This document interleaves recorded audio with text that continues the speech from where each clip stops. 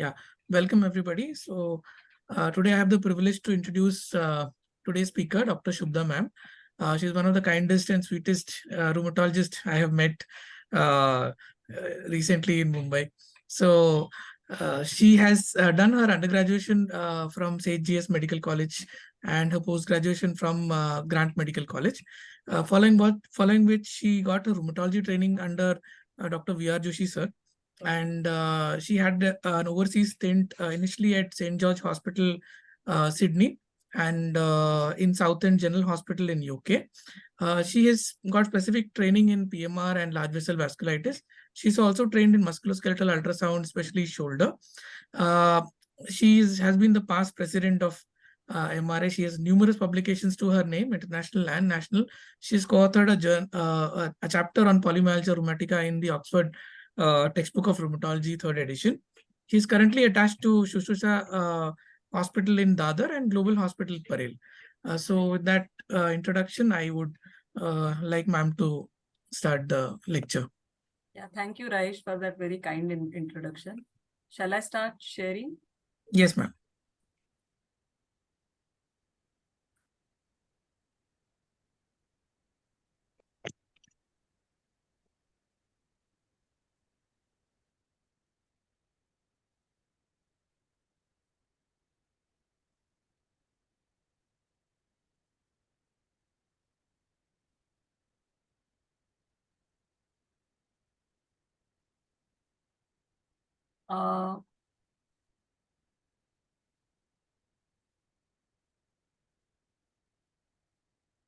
Hi, good morning, everyone.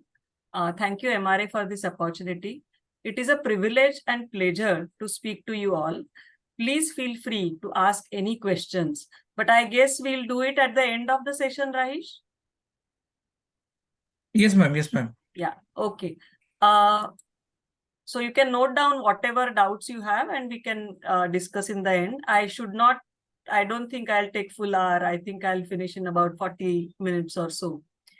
You have had one lecture on scleroderma a couple of weeks ago. So I'm sure we'll just recapitulate few things. Scleroderma or systemic sclerosis is an autoimmune multisystem rheumatic disease. The pathogenesis is a combination of autoimmunity consisting of vasculopathy and fibrosis. And because it is a multisystem disease, obviously it doesn't have a single test. The fibrotic manifestation are variable from minimal skin tightening to hide-bound skin with contractures and tendon friction rubs.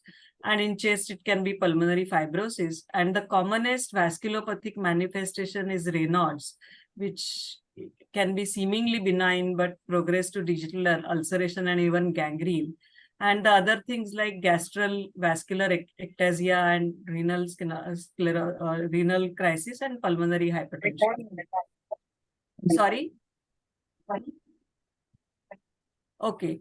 Now, since you have learned about the clinical features and pathogenesis last time, today we are going to deal with the management. And the question is, do we need to treat? How aggressive should we be? Now, in scleroderma, though it sounds, as the name says, it's thickening of skin, it is not so benign. So in diffuse variety of scleroderma, the 5-year mortality without good drugs was 69%, which has improved to 80% presently with the currently available drugs. And in limited variety, the 5-year survival is up to 90%. If you look at the morbidity, just imagine that somebody has a skin thickening, somebody has Raynaud's. So how difficult it will be to do the work, from looks to getting jobs to absentees, travel, financial burden, medication expense, getting married, everything is a problem. So it is not just disease per se, but the social financial problems. And because of the finances, people tend not to treat, and then in fact have complications. Hence, the education and counseling of the patient becomes very important in all connective tissue disease, but especially scleroderma. As what looks benign may not be so. And treating early, you can prevent all these complications. Hence, it is important to treat. So how soon? The thing is as soon as possible. The importance is in early diagnosis. And if you diagnose, this is not actually one after the other, but if you diagnose early and treat, you can actually prevent the progression and damage of the systems and multiple system involvement. You need to assess the progression of the disease very regularly and assess how much is the activity and the damage and treat it at that time. And you have to be careful at the same time not to overtreat. For example, you can't give somebody captopril just to avoid renal crisis. कि पहले ही कर डालते हैं बाद में नहीं लगेगा. That doesn't work. Or for minimal skin involvement, you can't give somebody rituximab. So you have to make sure you are not over treating. And of course, the treatment you do is not without side effects. So you have to watch for the side effect and comorbidities. So then the next questions comes ki, how much and when? So you will look at multiple factors. You will look at whether the disease is limited versus diffuse. Very early skin disease, you may not want to treat immediately. Whereas diffuse progressive disease, you will want to start immunosuppression. And if it is damaged, then you may want to consider antifibrotic medicines. Then depending on system involvement, lung, whether it is pulmonary hypertension, your treatment will change. Whether it is active disease, beginning and progressing versus damaged disease for 20 years and not changing now, your thinking again will change. Then you will do various investigations to decide how aggressive is the disease. For example, in a serial pulmonary function test, if there is worsening more than 10%, then you know what you are treating is not enough and you need to go ahead.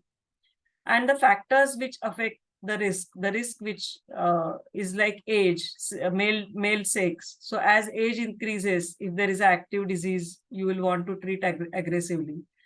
Male sex is more problematic. Sudden deterioration. If there are complications like infection, ischemia, malignancy, if there is gangrene, then obviously you will rush to the treatment. So all these things are important. What I want to tell you all today is whether you are a physician, you choose to be a specialist of any particular system, or you are a rheumatologist. We are not competitors or enemies of each other. We are all friends. And in fact, if we work hand in hand, it works best for all three of us, you, me, and patient. So what I want to stress here is we are not fighting. We can enjoy life. Let's start with the basics. This is how usually scleroderma starts, with Raynaud's. So let's look at the first case. 35-year-old female, history of Raynaud's for 10 years, presents to you in the clinic. So what are the thoughts in your mind? Anyone wants to guess?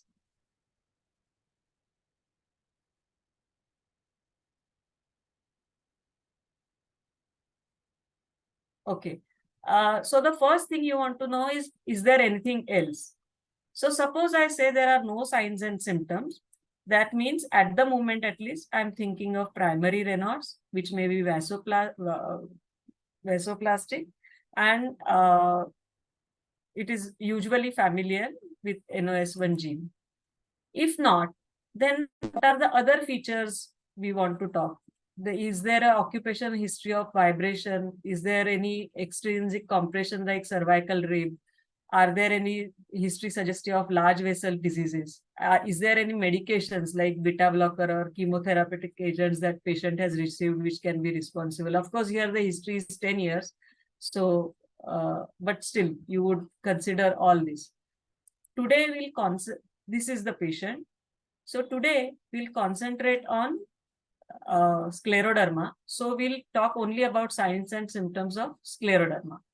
So you will ask history of acidity, reflux, skin thickening. You will check for digital pitting, telangiectasias, puffiness of fingers, salt and pepper appearance. And this you can just, the first look at the patient, you will notice most of these things. Obviously, when you want to investigate the patients, you will do basic blood tests. in a CTD related, you want to make sure there is no anemia, there is no overlap syndrome with pancytopenia. Of course, you will do ANA. And as we discussed, you want to refer to the rheumatologist. You won't be doing nail fold capillaroscopy in your clinic. But I just want to stress the importance of these non-invasive investigations. Most of us also, some of us only have, not all. So when you look at, just like you look at fundoscope, you can, with the similar handheld equipment, you can look at the nail bed. And if you look under microscope, this is what you see. You look at the number of capillaries, you look at the morphology of the capillaries, and you look at the pattern, the tortuosity of the capillaries, and presence or absence of hemorrhage. In primary Raynaud's, this is normal. So this is the norm. This is how the normal will look. And as the grade increases, you will find giant capillaries with severe capillary loss. The abnormalities are typical of scleroderma. And what you will see is grade 1 is less than 33% involvement. Grade 2 is 33 to 66% involvement. And more than that will be grade 3. That will be severe. So let us come to the treatment. So you will first establish diagnosis, primary versus secondary. And then the first most important thing is the patient education. So to avoid cold, keep warm, stop smoking, regular exercise, and all these things will be important for you. The next will be what medicines you will start. So if you look at the commonest first line and which works better for primary Raynaud's is a calcium channel blockers. I'm sure you all have enough experience with that. The commonest are nifedipine long-acting preparation or amlodipine. The second common which we like is a phosphodiesterase in type 5 inhibitors. It inhibits degradation of cyclic AMP and increases nitric oxide. The common medicines again are sildenafil. It is quite affordable price, and tadalafil. It is over the time gradually the price is coming down. The disadvantage of sildenafil is it has to be taken 3 times a day. The dose is 20 to 50 milligrams, and tadalafil is 10 to 20 milligrams once orally. The next set of medicines which we like to use, if this is not enough, is endothelin 1 receptor antagonist. It blocks the action of endothelin 1 on the smooth muscles, and it prevents recurrence of digital ulcer in scleroderma. The common medicines are bosantan, ambicentran, and macitentan. The side effects are, bosantan is most extensively studied, but the advantage of ambicentran and macitentan is it's a once a day preparation. The other medicines, losartan and prazosin, are not commonly used. They are used only when you are pushed to the wall. Sometimes SSRI like fluoxetine addition may help if the combination of medicine is not enough to treat Raynaud's. You may add antiplatelet agent and statin. If this is not enough, then you will go towards IV, and none of them works, then even sympathectomy. So let's look at the case. Next patient. She's a 40-year-old female. She has had Raynaud, has been on nifedipine, has history of reflux, for which she's taking Pan-D. Now, the reason I'm mentioning this is actually calcium channel blocker themselves can cause reflux. So you have to be careful when somebody gives you this history. And additionally, the patient had joint pains, puffiness of fingers, and she had developed painful fingertips. So if you look at this, in addition to, you can actually see digital ulceration now. And it can be simple digital ulceration. It can progress to dry gangrene. There can be big ulcer suggesting of larger vessel involvement. So how do you treat this? So again, you will look at whether there is infection, whether there is large vessel disease. You need to do optimum care of the wound and analgesia. Again, here, what I want to stress is if there is infection, then you will give antibiotics and so on. And dry gangrene, you don't need to rush to surgical treatment or debridement. Most of the time, if it is not infected, you can do well. Then you will add medicines, which we have already seen. You will start with calcium channel blockers, add tadalafil. Of course, if there is gangrene, then you may want to consider IV. The problem in India is IV iloprost is not available. IV epoprostenol is also not available. These are two ideal medicines. Oral prostanoids have doubtful benefit. What we have at the best is alprostradil injection, which is prostaglandin E1. And you start as a continuous IV infusion. The problem, of course, is a cost, hospitalization, and monitoring. But we have seen it sometimes helps with severe ischemia and gangrene. And of course, if this also doesn't work, then you may have to consider surgical option if there is a necrotic tissue, and you may have to consider digital sympathectomy. You can sometimes try topical nitroglycerins also. Let's go to the next patient now.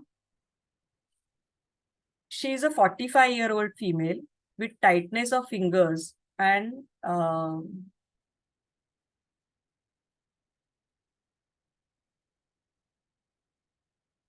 telangiectasia, history of reflux.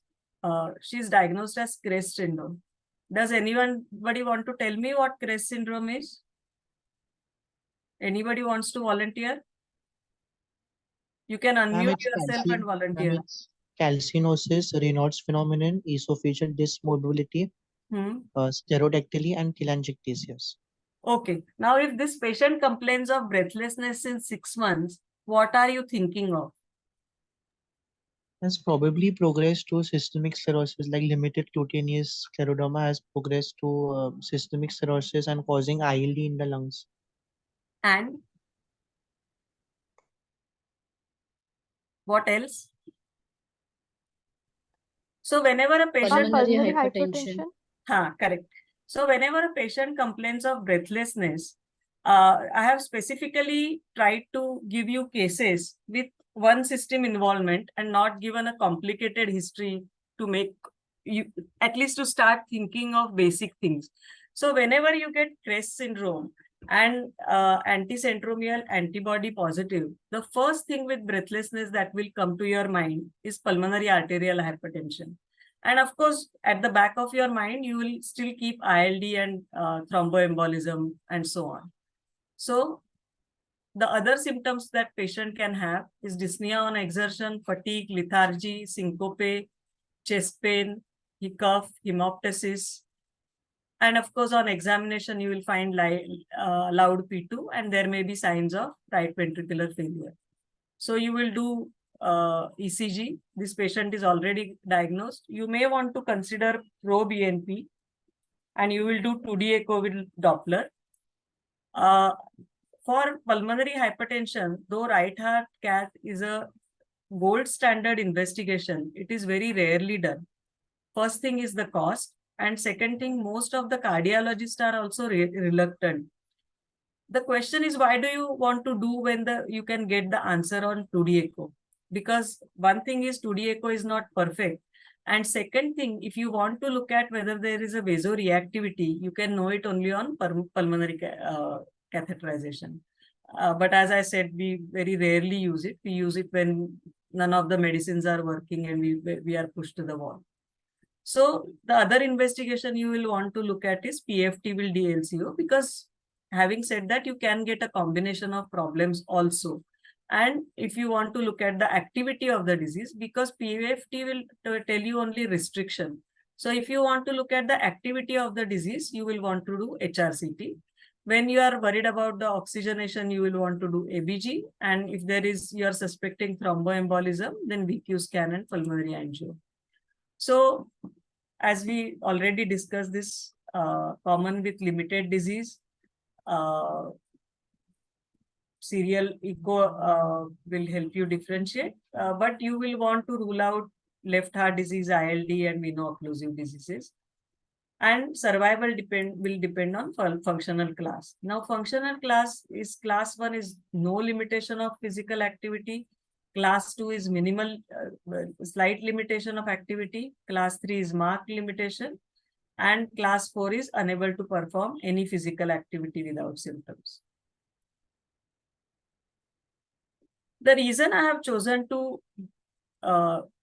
discuss pulmonary hypertension after Raynaud's is because the treatment, at least the medicine part of it, is quite similar. So first, again, you will do the supportive measures. So depending on the symptoms, you will want to consider oxygen therapy. If there is signs of failure, you will want to give diuretics, digoxin, and in some cases, anticoagulation. In elderly patient, you will want to consider vaccination. You will want to counsel the patient about the disease, and young patient, you will tell them to avoid pregnancy. And after that, you will start the first, if it is just early, you will start calcium channel blockers. And otherwise, you will add phosphodiesterase 5 inhibitors. You will use combination of tadalafil and ambrisentan or macitentan. And if none of these works, then you may have to go to IV. Of course, again, here what happens is IV is not available here. What we have is a Selaxipag, which is a 200 milligram tablet, but it has a lot of GI side effects. And we used to have Riosugot, but even that is withdrawn. And when none of the medicines work, you may have to consider with suprasystemic hypertension, balloon septostomy, or even heart-lung transplantation. So now again, a different system. 30-year-old female. I think most of these I have chosen female because they are common. Raynaud's, reflux, arthritis, skin. So here we have 4 systems already involved. Initially, she had severe itching with progressive worsening of skin despite treatment. Okay, so now we are looking at skin problems. And here she additionally has arthritis.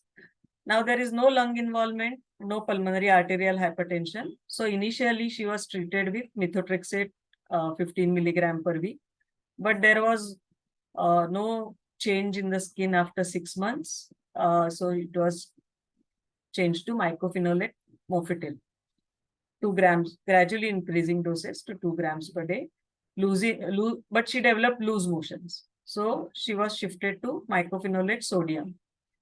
Now on mycophenolate sodium, the arthritis which was better worsened, and though skin was little better.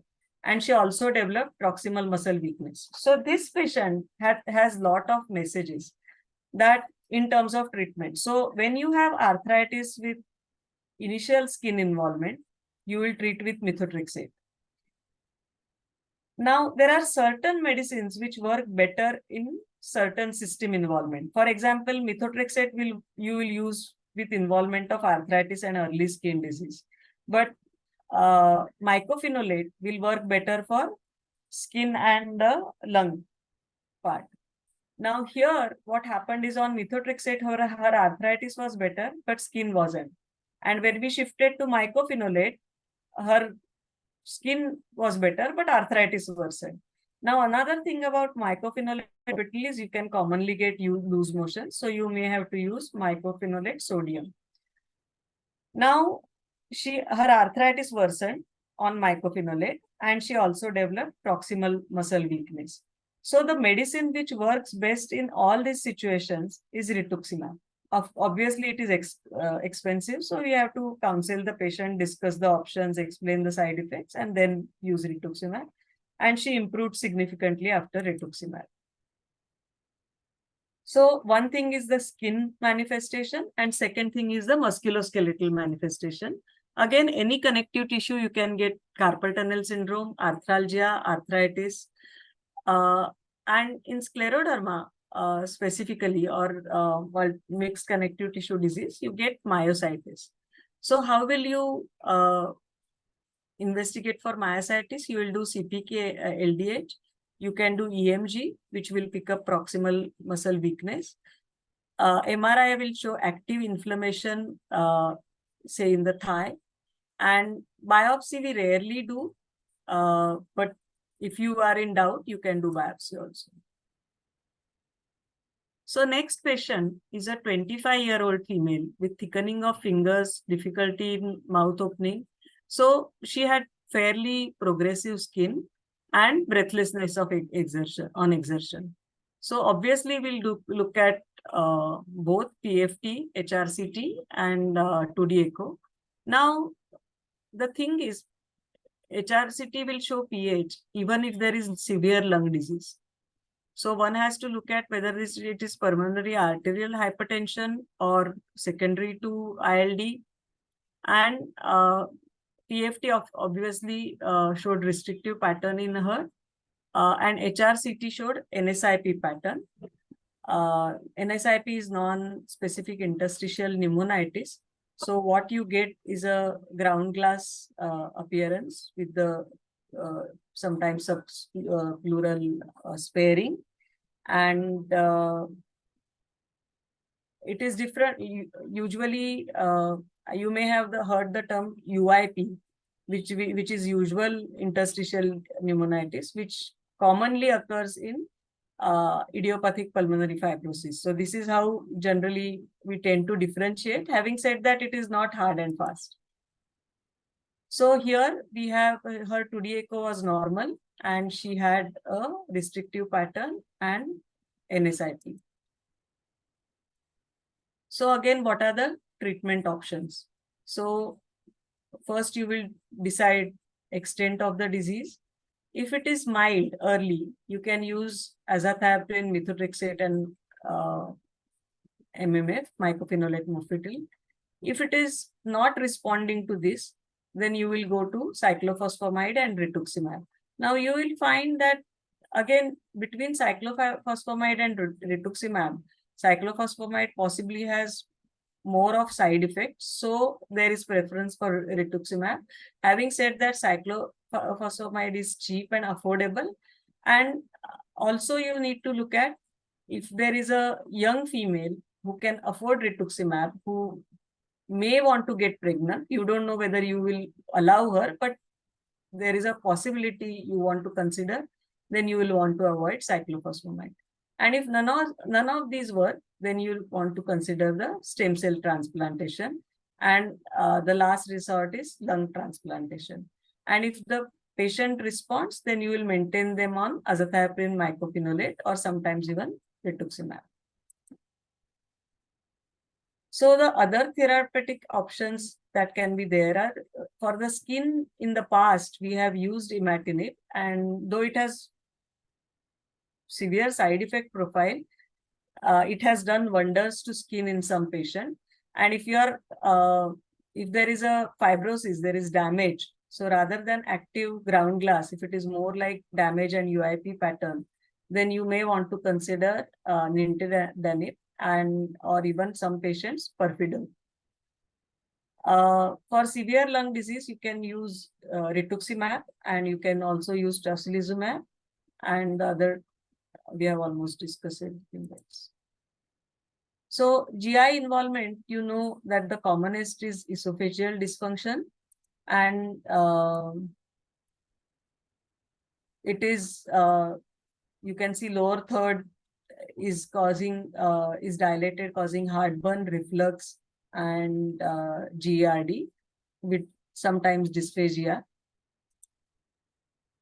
Having said that, it can have other parts of the gut involved. It can start right from oral cavity in terms of gum recession, dryness of mouth,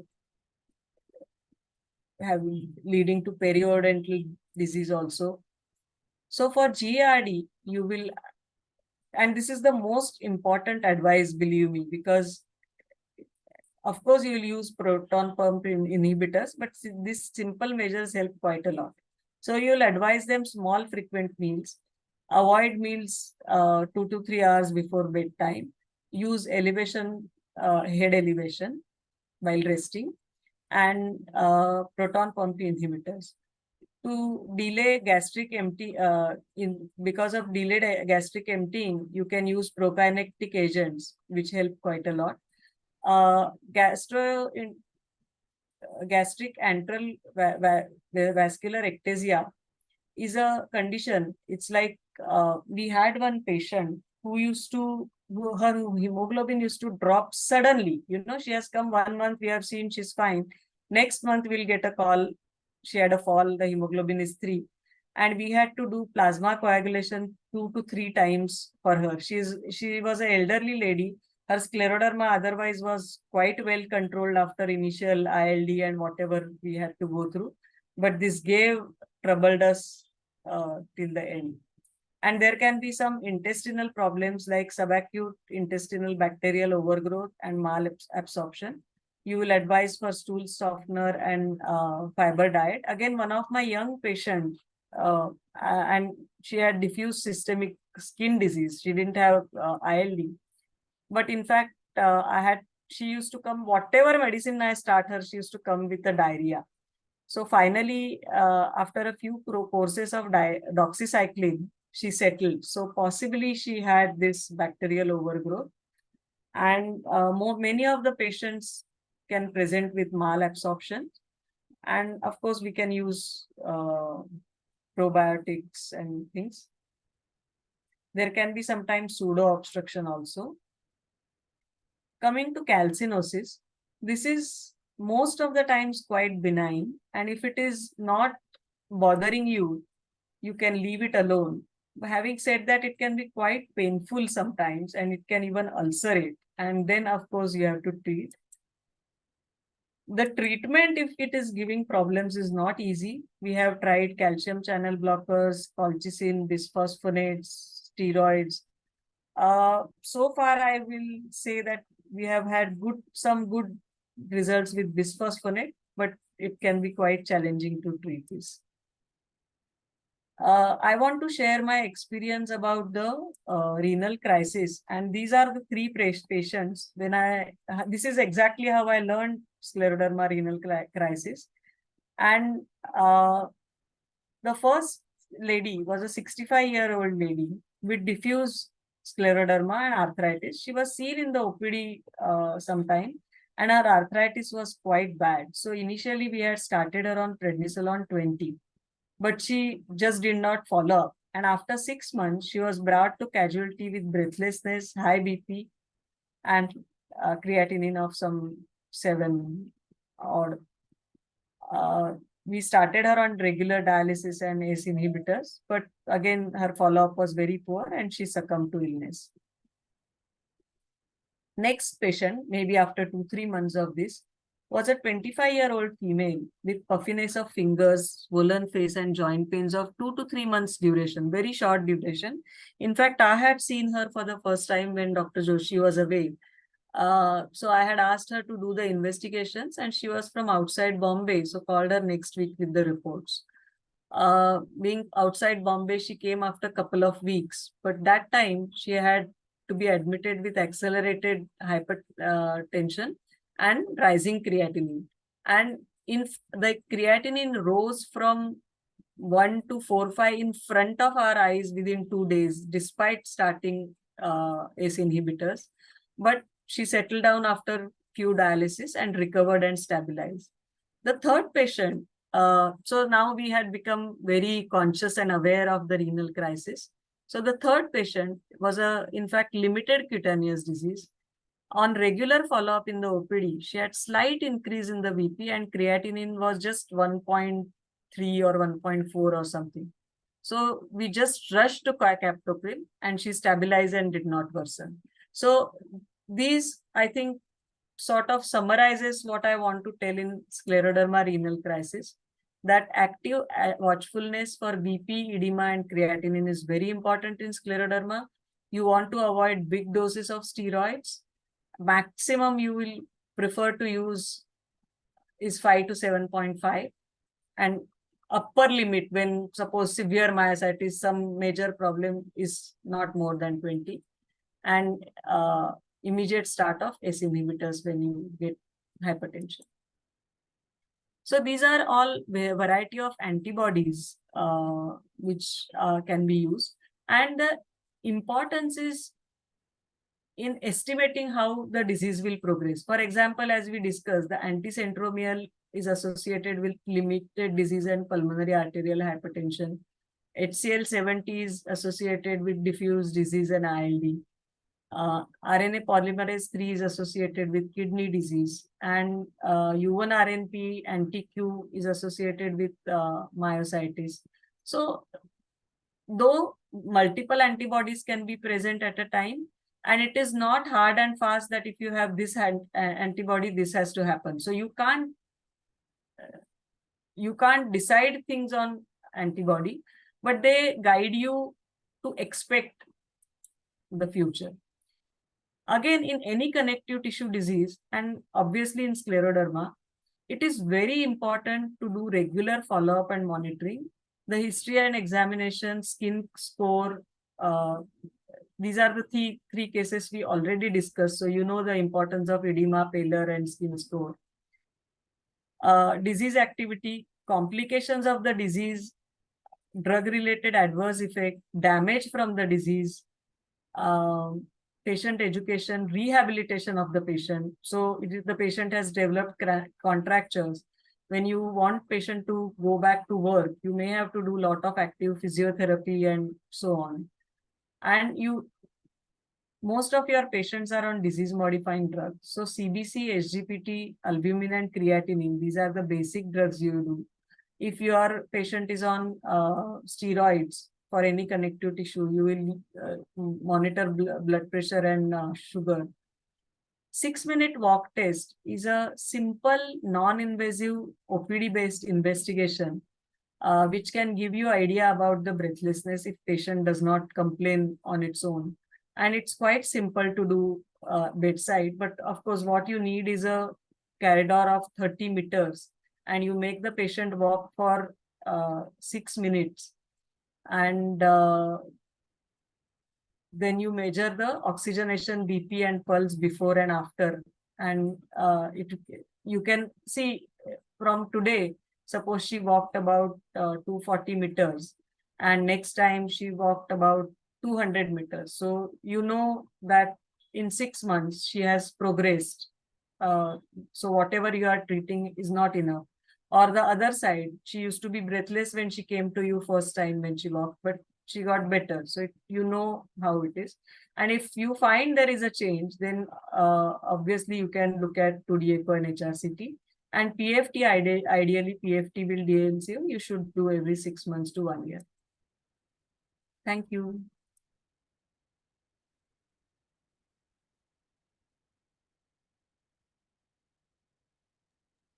So now you can ask. Yeah. Good morning, ma'am. Good Can I morning. ask? Yeah. Yeah, please ask. Yeah, I'm Dr. Jayashree. Ma'am, just want to know about injection rituximab. You mentioned about this. How frequently and how we'll assess whether patient will require next dose, and if it is after 15 days, or maybe you said you can maintain the patient on rituximab. So how to go about?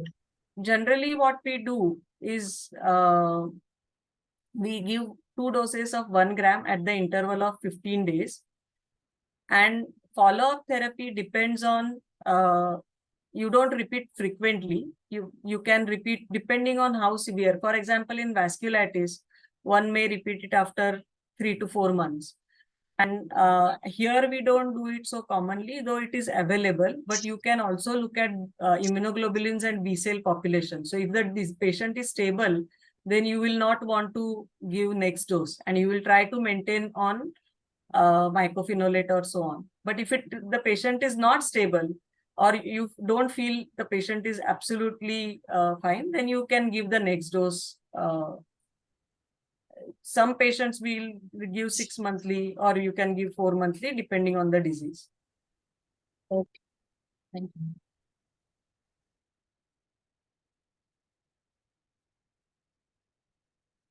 What is there in the chat? Hello, ma'am. Hi. Ma'am, recently in MRICon, there was some discussion about methotrexate being, I mean, it has to be stopped if there is even the slightest indication of NSIP. So, considering that, what do you feel should be the protocol?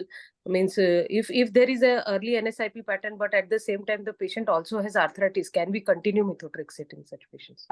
See, the problem that occurs, we all have been using, you also know it very well. Yeah, We all have been using methotrexate with good results if there is a minimal ILD. And even in rheumatoid with minimal ILD, and in fact, most of the times you find that it stops the progression. Now, the problem that occurs is, and in our country, in fact, I don't know about your experience, but I see a lot of arthritis associated. And methotrexate Yes. works best, and we can't be using rituximab in everyone. So, though these guidelines have come, I think it's a more of an irritant, because when the guidelines say so, it becomes a kind of medico-legal. That is my more worry than actually treating the patient, because tomorrow somebody worsens, the disease itself worsens, you will get blamed for starting methotrexate. Also, there are a lot of chest physicians. If the patient visits a chest physician, and then they say that you have to stop methotrexate if there is ILD. Correct. So then all these we cannot argue. But if it is a very mild disease, then at least I think so far I used to continue methotrexate, and I don't think it has given me any trouble. But you are right, now that it, if it comes in the guideline, it becomes very difficult. Okay, ma'am.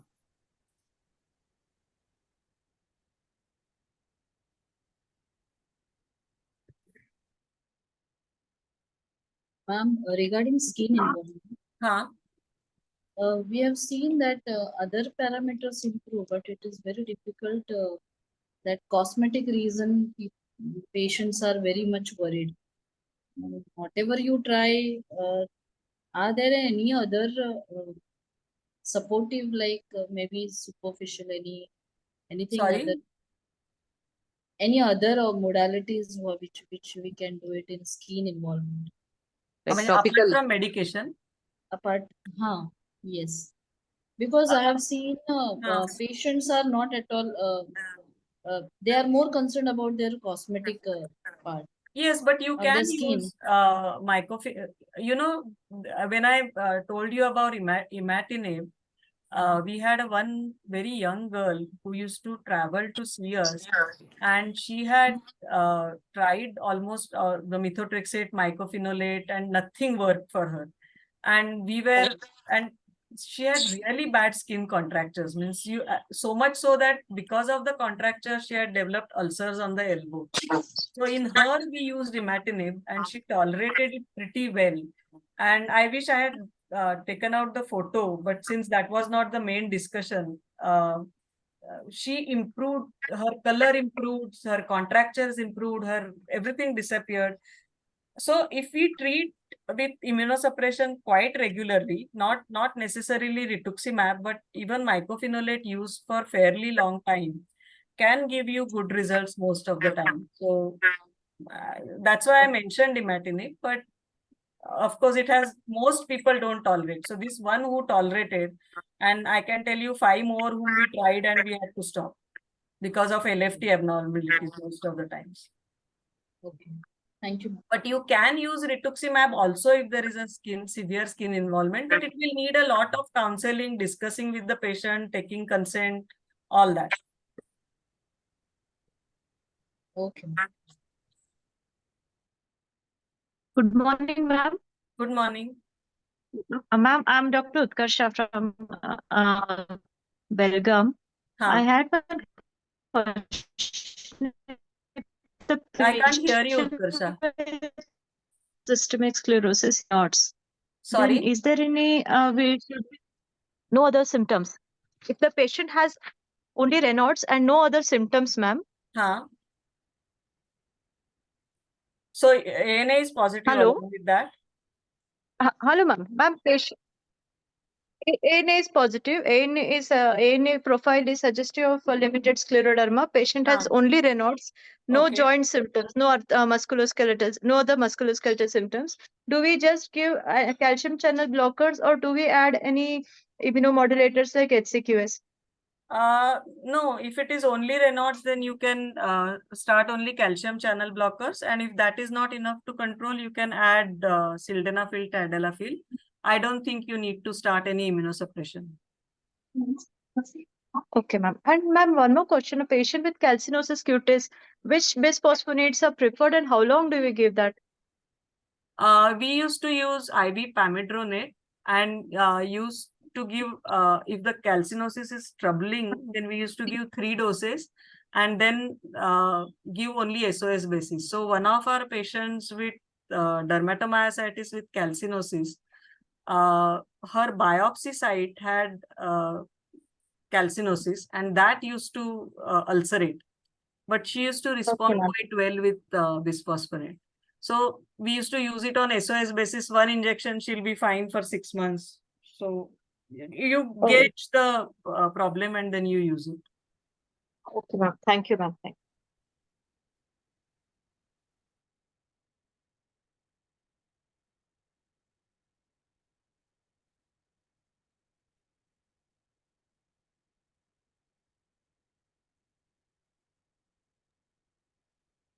Anybody else wants to ask anything?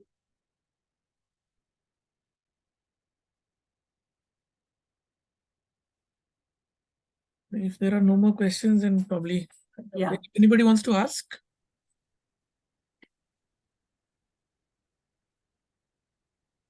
I think we are done, ma'am. Yeah. Okay. Okay. So thank you everybody for attending, and thank you, ma'am, for the wonderful lecture and good discussions, relevant points. I think we can close the session if there is no other questions coming up. Yeah. Thank you. Thank you, Okay, ma'am. everyone. Thank you so Thank much. you, Rajesh. Yeah. Thank you, ma'am. Thank you, ma'am. Thank you, ma'am. Thank you.